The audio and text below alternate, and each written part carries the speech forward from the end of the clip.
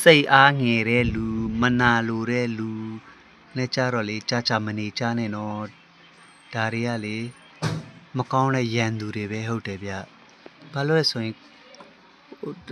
တင်ငယ်ချင်းတယောက်လားတင်ငယ်ချင်းနှစ်ယောက်အတူတူသွားနေတယ်နောက်တစ်ယောက်နဲ့ကောင်းကောင်းလေးစကားပြောတယ်မေတ္တာတရားထားတဲ့ဆိုရင်လေအဲ့လူကဘာလို့မနာလိုတာလို့မေတ္တာပြတ်သွားတာလို့မြင်ရတယ်အဲ့နဲ့သူသွားရောသူပုံစံအချိုးတွေကလေပြောင်းသွားတာစိန်ကားတာလို့စိတ်ဆိုးတာလို့ထမင်းမစားနိုင်တာလို့အတူတူလမ်းလျှောက်မနိုင်တာလို့အဲ့လိုတဝင်တိုတဲ့လူမနာလိုတဲ့လူနဲ့ကြတော့လေ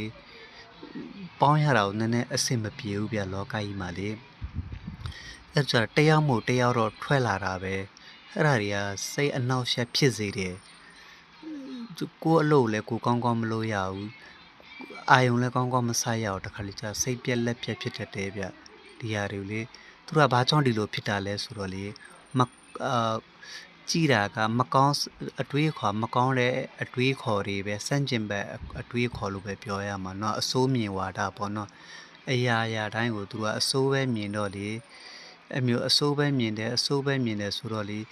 ကြာလာတော့ကိုလည်းသူ့လိုပဲဖြစ်သွားမှာလားဆိုပြီးတော့ကိုတော်ကြောက်ရသေးတယ်ဗျအဲ့ဒါကြောင့်မလို့လေနော်အဲ့လိုလူနဲ့ကြတော့အပေါ်ယံလောက်ပဲပေါင်းတာပဲကောင်းပါတယ်ပေါင်းရမယ်ဆိုရင်လည်းမတက်နိုင်ဘူးရှောင်လို့လည်းမရဘူးဆိုရင်တော့ကိုယ့်ရဲ့အမှုအကျင့်မပြောင်းစေနဲ့ဘာလို့ကိုကအကောင်းပဲပြောတယ်ဆိုရင်အကောင်းပဲပြောလူတကာကိုလေဟောအဲ့ဒီလူကတော့ကိုယ့်အတွက်တော့အကောင်းဆုံးလူပဲအဲ့လိုပေါ့နော်အဲ့ဒီလူတော့ကျွန်တော်သားကြိုက်တယ်သူများကြောင့်မကောင်းတဲ့ကြောင့်သူ့ရဲ့ရှေ့မှာပြောဖို့မပြောနဲ့အမြဲတမ်းဘယ်လူပဲလာဟောအကုန်လုံးကောင်းပါတယ်အရာခက်တင်ရကောင်းတယ်ကျွန်တော်တော့အားလုံးနဲ့ပြောတယ်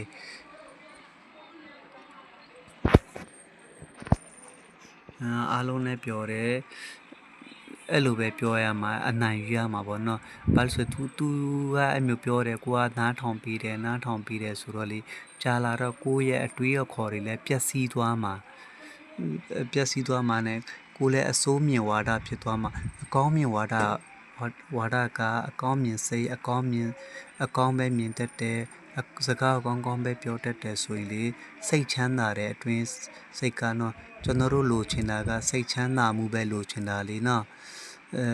အခုအမျိုးအလုပ်ယုံမှာလည်းအဲ့လိုပဲမကောင်းတဲ့လူနဲ့တွဲပြီးတော့နေရတာစိတ်မချမ်းသာတာကိုပဲထွက်ရမှာလားသူပဲထွက်သွားမှာလားဆိုတဲ့ပုံစံမျိုးလေးတွေခဏဖြစ်နေတာပေါ့နော်